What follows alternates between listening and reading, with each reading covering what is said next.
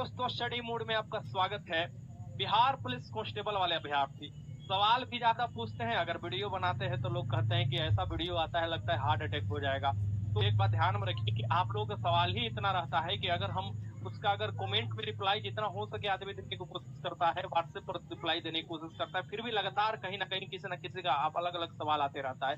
सभी सवालों को मैं निचोड़ बनाता हूं और उसके लिए स्पेशल एक वीडियो बना देता हूं जिसमें जल्दी से आप सभी सवालों को देख सकते हैं या जो गलती हुआ है उसको कैसे आप सुधार सकते हैं, और जो प्रमुख 5 गलतियां हैं जो कभी सुधारा नहीं जा सकता है, इसके चलते लड़के बाहर हो सकते हैं। हजारों लाखों की संख्या में अभ्यर्थी बाहर होते हैं बिहार पुलिस कांस्टेबल में। तो प्रमुख 5 गलतियों के बारे में हम बताएंगे। ये खास कर बिहार पुलिस कांस्टेबल 21,91 वाले अभ्यर्थी, साथ में जो 20,000 नई भर्ती आ रहा है कांस्टेबल का उसके लिए भी होगा। यानी जो नए लड़के हैं उनके लिए भी जरूरी है, जो पुराने लड़के हैं उनके लिए भी, यानी पुराने लड़के के लिए भी जरूरी है। ठीक है, एक बात ध्यान में रखिएगा, आप लोग जो डिमांड करते हैं उसी का मैं फुलफिल करता हूं और मेरा ये कर्तव्य बनता है कि मैं ऐसे वीडियो आपको लाऊं ताकि आपको हार्ट अटैक नहीं होना चाहिए, क्योंकि इससे आपको जानकारी मिलता है जो आगे की गलती नहीं कर पाइएगा। वरना आप देखिए कि बहुत से ऐसे गलती हो जाते हैं जो जानकारी के अभाव में होते हैं। चलिए शुरुआत करते हैं। ये 5 प्रमुख गलतियां आपको ऑफिशियल जो है नोटिफिकेशन से मैं दिखाऊंगा और एक्सपीरियंस भी मैं बताऊंगा कि कैसे इसे सुधारा। इसे वार्निंग के तौर पर इस वीडियो को लीजिएगा, खास करके इसमें बताया हुआ जो चीज है उसे वार्निंग के तौर पर लीजिएगा। ठीक, अगर ये गलती करते हैं तो हजारों लाखों की संख्या में अभ्यर्थी बाहर हो जाते हैं। तो हम सबसे पहले देखेंगे कि आपके जो रिजल्ट आने वाला हो 21,000 पर, वो इस तरीके से रिजल्ट आने वाला है कैटेगरी वाइज, जो कि मैं समय समय पर आपको बताया था कि टोटल 1,06,955 यानी कि लगभग 1,07,000 का रिजल्ट आने वाला है। अब इसमें जो है कैटेगरी वाइज अलग अलग आप देखिएगा कटअप बनता है। इसमें परसेंटाइल भी लागू है, तो आप देखिएगा परसेंटाइल का भी आपको फायदा देखने को मिलेगा। किसी को ज्यादा स्कोर बढ़ेगा तो किसी का उतना ही स्कोर रह जाएगा। तो इस हिसाब से हम देखें तो इस बार जो है लड़के अच्छा खासा पास होने वाले हैं, लेकिन पास होने के बाद भी उन पर तलवार लटका रहेगा। उसका क्या कारण है? सबसे पहले क्योंकि देखो मेरे पास बहुत से लड़के जुड़े हुए हैं तो ये जानकारी देते हैं, इसी आधार पर मैं बताता हूँ कि सबसे पहला जो आपको कॉल आने शुरू हुआ है ये कि सर हमने गलती से क्या किया है कि फॉर्म डाल दिया है, लेकिन हम 1 अगस्त 2022 से बाद में पास है, यानी कि 2023 में ये फॉर्म आया था। तो बहुत से लड़के क्या किए हैं कि 2023 में पास होने के कारण वो क्या कर दिए, फॉर्म डाल दिए हैं। क्या उनका फाइनल रिजल्ट हो पाएगा? रिजल्ट हो जाएगा, मतलब कहने का कहना मतलब कि रिटर्न हो जाएगा, लेकिन आपको डॉक्यूमेंट वेरिफिकेशन में एकदम पूरी तरीके से आपके डॉक्यूमेंट पर फील्ड लिख कर बाहर कर दिया जाएगा। ठीक, तो आपको फिजिकल में जो भी लड़के 2023 में पास किए हैं, याद रखिए मैं फिर से बता देता हूं, जो भी लड़के 2023 में यानी कि 1 अगस्त 2022 के बाद आप पास किए हैं इंटरमीडिएट, उनको पूरी तरीका से फिजिकल देने ही नहीं जाना चाहिए। भीड़ बनाने से कोई फायदा नहीं, क्योंकि आप पक्का फेल होने वाले हैं, वहां पर कुछ कार्रवाई भी हो सकता है। इस बात को ध्यान में रखिए, क्योंकि साफ साफ जानकारी दिया गया था कि अभ्यर्थी की शैक्षणिक योग्यता के लिए जो 10+2 है आपकी योग्यता, इसके लिए 1 अगस्त 2022 तय किया गया, यानी कि आपका जो कट तय किया गया था उम्र के लिए भी और शैक्षणिक योग्यता के लिए भी, उम्र के लिए भी ध्यान में रखिएगा 1 अगस्त 2022 तय किया गया था, जबकि भर्ती 2023 का था।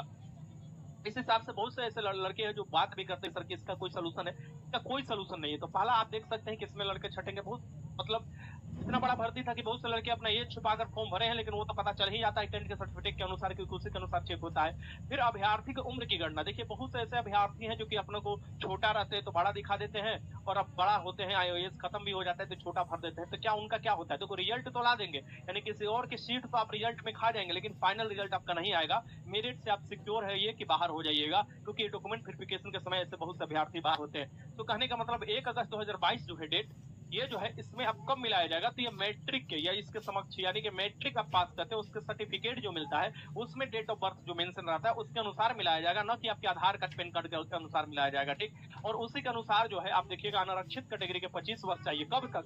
तो 1 अगस्त 2022 1 अगस्त 2022 तक आपको चाहिए, यानी 1/8/2022 तक ये डेट याद रखिएगा, इतना में आपका उम्र होना चाहिए। फिर देखिएगा लड़कियों के लिए आपको 18 वर्ष था, साथ में देखिएगा पिछड़ा वर्ग के और अत्यंत पिछड़ा वर्ग की कोटि के लिए पुरुषों के लिए 27 वर्ष था, और यही देखिएगा महिला 18 से, मतलब 18 मिनिमम है कि महिलाओं के लिए आपको 18 से लेकर 28 था।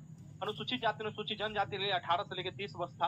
ये आपको जो है आरक्षण की सुविधा आपको जो मिलता है ये आपको उम्र में मिलता है। तो अगर उम्र में भी आपने थोड़ा बढ़ाया है, घटाया है, एक दिन भी बढ़ाया घटाया है तो आपको बाहर किया जाएगा, इसमें कोई दूर राय नहीं है। ठीक, एक दिन भी आपको अगर इधर उधर होगा तो आपको बाहर कर दिया जाएगा, क्योंकि वो कहीं ना कहीं कटअप में निर्धारण होता है।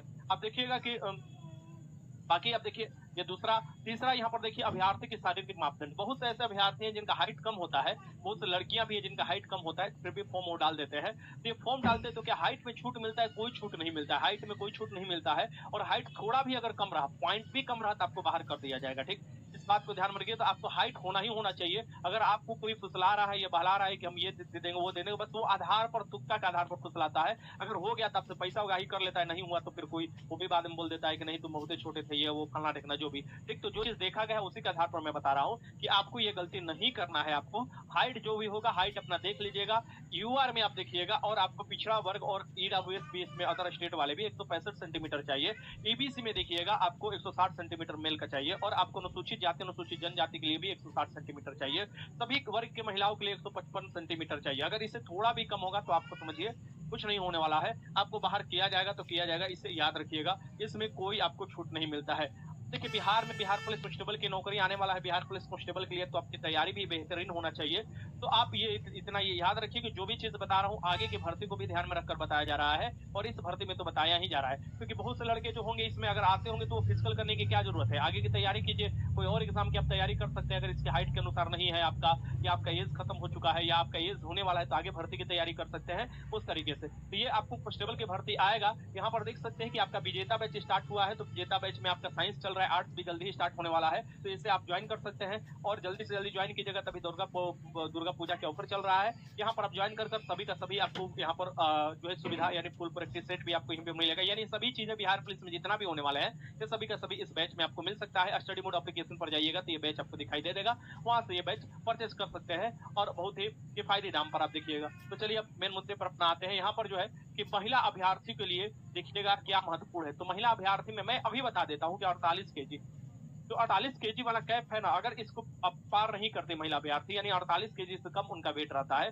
तो उनमें कोई नहीं आपको मुंह माया होता है। तो 215 में देखिएगा एकदम पूरी तरीका से छाड़ दिया जाता है। ठीक, यानी महिलाओं के लिए एक कैप जो है जिसमें छटेंगे महिला फिजिकल में आपको 48 केजी में। तो ये जो चीज रहा फिजिकल आपको फॉर्म भरते समय एज वाला, ये प्रमुख चीज रहा। ठीक है, यहाँ पर आप छट सकते। तो महिलाओं को कम से कम आपको वजन 48 केजी चाहिए, पुरुषों के लिए कुछ नहीं चाहिए। फिर कहाँ आपको छट सकते हैं, जहां आपका गलती हुआ होगा वहां पर छट सकते हैं। जैसे कि आप यहाँ पर छट सकते हैं, जैसे 48 केजी वेट तो महिला सुधार सकती है अगर बढ़िया से अपना फिजिकल की तैयारी की तो, और साथ में अपना डाइट भी बढ़िया रखे तो वो सुधार सकती है। ठीक, तो हम देखते हैं कि अभ्यर्थी का ये साफ साफ दिया है कि अभ्यर्थी 10वीं या समकक्ष, यानी 10वीं या समकक्ष बोर्ड की परीक्षा मूल प्रमाण पत्र के, यानी कि जो सर्टिफिकेट है मूल प्रमाण पत्र के आधार पर ही जन्म तिथि, ध्यान में रखिएगा साफ साफ दिया हुआ है, जन्म तिथि सही सही उल्लेख करेंगे।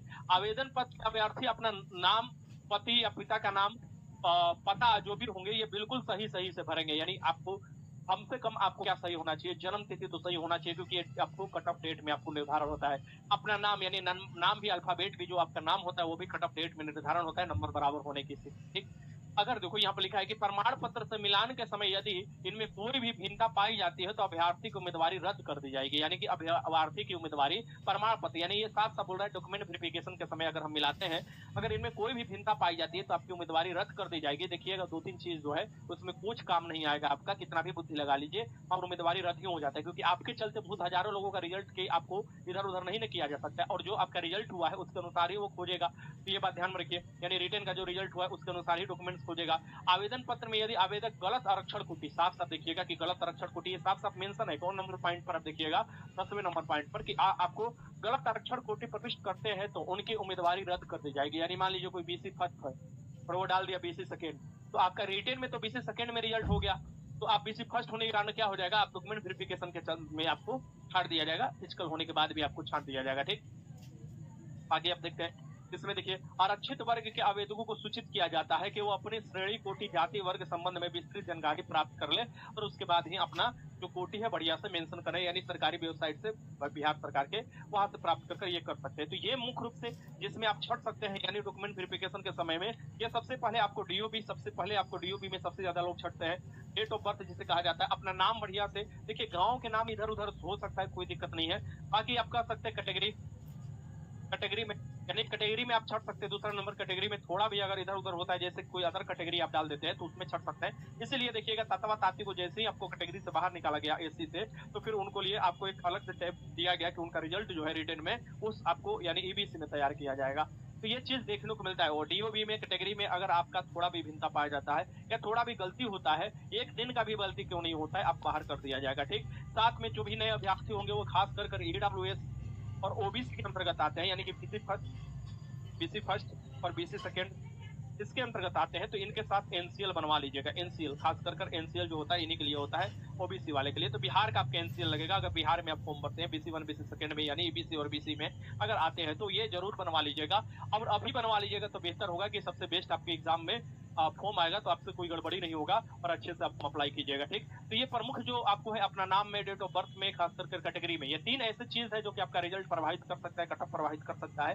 साथ में अगर कोई आप जानबूझ के त्रुटि किए हैं, यानी कि एग्जाम में बैठने के लिए या गड़बड़ी करने के लिए, तो आप एग्जाम में बैठ गए हैं, फिजिकल देने मत जाइएगा, वहां पर कुछ भी कार्रवाई हो सकता है। अगर गलत जानकारी दीजिएगा तो उसके आधार पर भी आप अगर जानबूझकर गलती कर जाइएगा तो जरूर आप पर कार्रवाई होगा। लेकिन अगर अनजाने में गलती हुआ होगा तो समझ में आ जाता है कि अनजाने में क्या गलती होता है। जैसे कि कोई कहे कि हमारा एज ही नहीं हुआ है और हम कहे कि हमें अनजाने में गलती हुआ है। अनजाने में कैसे गलती हुआ है? एज के लिए कट ऑफ डेट दिया है, आप एज काउंट कर लेते, तो वो जानबूझकर गलती हुआ कि हम डिस्टर्ब करने के लिए, या किसी का एज खत्म हो गया फिर भी वो फॉर्म भरा है तो वो जानबूझकर गलती हुआ है कि अपना एज छुपाने के लिए वो चीज फॉर्म डाल दिया है। तो ये चीज आपको देखने को मिलता है एग्जाम में और हजारों की संख्या में देखने को मिलता है। तो ऐसे ये कुछ चीजें हैं जिनको आपको डॉक्यूमेंट वेरिफिकेशन के समय छाटा जा सकता है। रिजल्ट के समय भी कुछ आपको चीजों के चलते हजारों लोगों को छाटा जा सकता है। जैसे ये इस बार तो बहुत लोग छटेंगे, जैसे कि यहाँ पर राइटिंग छोड़ दिए, नहीं लिखे हैं, या आपको क्रॉस कर दिए हैं या काटम कुटम कर दिए हैं ओमर सीट पर, आपको कुछ roll number, question booklet number अगर गलत भर दिए हैं, इस हिसाब से क्या किया जाता है आपका, ये छाटा जा सकता है। यानी कि इसमें ओमर सीट में ये तो आपको रिजल्ट तैयार करते समय ही छाटा जा सकता है आपका, जब ओमर सीट चेक होता है। यानी एग्जाम बाद भी यही प्रक्रिया होता है, जब आपका ओमर सीट चेक होता है तो यानी आप सिग्नेचर अगर छोड़ दिए हैं तब पर भी आपको छाटा जा सकता है। ये जो प्रक्रियाएं हैं प्रमुख जो मैंने आपको बताया, इस सब पर ध्यान रखना चाहिए एग्जाम के टाइम भी कि ओमर सीट को अच्छे से भरे, सिग्नेचर हर जगह करें। एग्जाम के बाद क्या ध्यान रखनी चाहिए कि जितना भी डॉक्यूमेंट्स हम बनवाए हो सही तरीका से बनवा करते रहे, डॉक्यूमेंट वेरिफिकेशन के समय वो काम आएगा। तो फॉर्म भरने से पहले इस बात को कि जो फॉर्म आता है उसमें कौन कौन से डॉक्यूमेंट्स मांगता है और क्या उसका एलिजिबिलिटी क्राइटेरिया है, उसे ध्यान में रखते हुए सभी डॉक्यूमेंट्स में क्लियर रखो। ठीक, तो ये सभी अभ्यर्थियों के लिए था। नए अभ्यर्थी भी बहुत से लोग तैयारी में लग चुके हैं, वो भी काफी डिमांड कर रहे थे इस पर एक वीडियो बना दीजिए। अगला जो वीडियो होगा ये बिहार पुलिस कांस्टेबल के बुक लिस्ट पर होगा कि अभी से तैयारी आप कैसे कर सकते हैं और बिहार पुलिस कांस्टेबल के लिए क्या बुक लिस्ट होगा, काफी लड़के बोल रहे थे, तो अलग से वीडियो में मैं लाऊंगा और ये वीडियो काफी लंबा हो जाएगा। तो आपको और भी कोई डाउट है तो जरूर कमेंट बॉक्स में बताइएगा। मुख्य रूप से आपको जो गलतियां कर नहीं करना है वो साथ आपके फॉर्म भरते समय कैटेगरी हुआ, आपका खुद का नेम हुआ, साथ में डेट ऑफ बर्थ, ये आपको फॉर्म भरते समय कभी नहीं गलती करना है। और फॉर्म जिस कैटेगरी में भर रहे हो उसका सर्टिफिकेट आपके पास होना चाहिए, इस बात को भी ध्यान में रखना चाहिए। उम्र आपका काउंट कर लेना है कि मेरा उम्र है कि नहीं तभी फॉर्म भरना चाहिए, साथ में अपना हाइट है कि नहीं तभी फॉर्म भरना चाहिए। ये सभी जो बातें हैं ये एकदम नजरअंदाज नहीं किया जा सकता है और एग्जाम देते समय ओमर सीट को अच्छे से आपको फुलफिल करना चाहिए। तो ये प्रमुख बातें थे, मैंने जल्दी से आप लोगों को सभी बातें बता दिया। और देखिए आप लोग का डिमांड होता है तभी मैं ये वीडियो बनाता हूँ, ऐसा चीज नहीं है। और हमेशा मैं आपको बनाते ही रहूंगा क्योंकि ये चैनल खोला ही गया था इसलिए क्योंकि आपको हर चीज की जानकारी इस बारे में अपडेट दिया जाए। ठीक, बिहार दरोगा, बिहार पुलिस, बिहार एसएससी, तो बिहार एसएससी का एग्जाम के बारे में काफी बिहार से पूछ रहे थे, जैसे ही आपको कंफर्म अपडेट आता है मैं जरूर आप लोगों को प्रोवाइड कराऊंगा। ठीक, तो आपको जो सवाल होगा जरूर कमेंट बॉक्स में लिखिएगा। वीडियो अच्छा लगा तो लाइक कीजिएगा और हार्ट अटैक से बचिएगा, ये वाला जो होता है थोड़ा फनी टाइप का होता है। टीम के सदस्य ने बताया कि ये चीज आया था कमेंट में। मिलते हैं फिर अगले वीडियो में, तब तक धन्यवाद।